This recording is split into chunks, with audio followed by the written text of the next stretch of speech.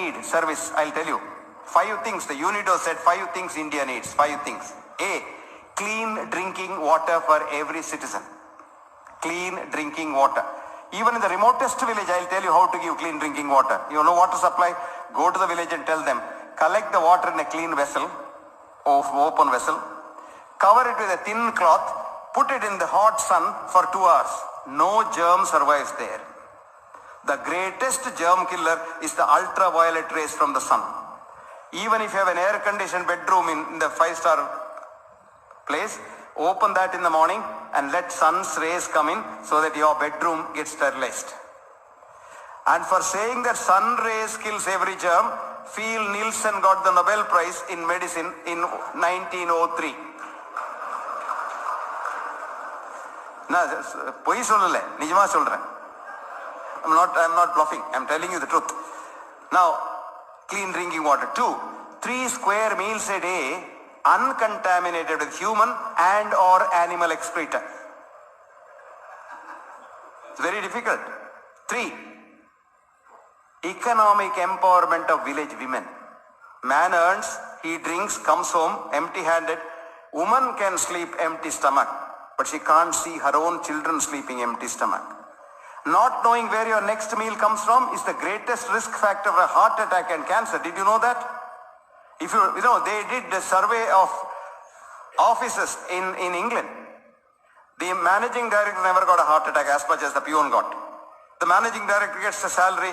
You know, a study recently showed the minute you get a Nobel Prize, walk that Stockholm, you know, you just walk that stage, you live 2 years extra. But a man who doesn't know when his next meal coming from, he will die of a heart attack. So, please empower the women economically. 3rd, 4th, 1 toilet for every house. Lot of things get managed. 1 toilet for every house. 5, see that girls go to school at least up to the 20 years, because fertility between 16 and 20 is 5 times greater than after 25. If a girl in India can get married after 25, population problem automatically decreases. You don't have to cut nothing.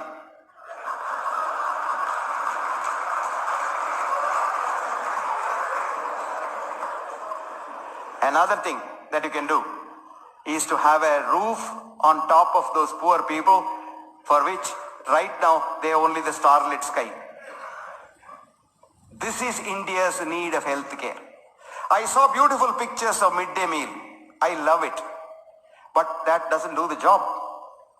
The child is made in the mother's womb in the first 3 months of pregnancy, which is called the first trimester.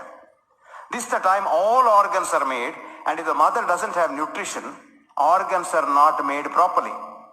So the child will, if ever it survives and comes out, 50% of them die in the uterus. That's called stillbirth. If they come out at all, they are very small children and they have a very small heart, very thin arteries, very small pancreas, very small liver. That's all right, because they live at least up to 30 years and then become diabetics.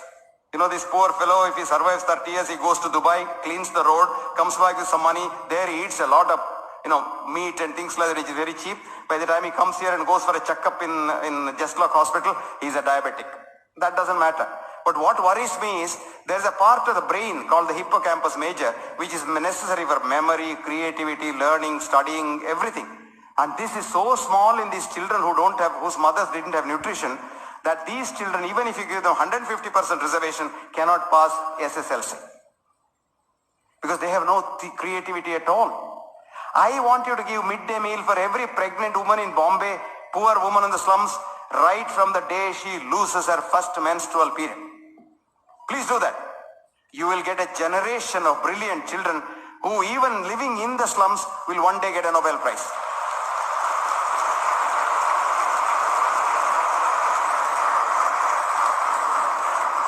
If you want more details, I have written a detailed article in the Bhavan's Journal about this, and 2 chief ministers picked up the article and called me.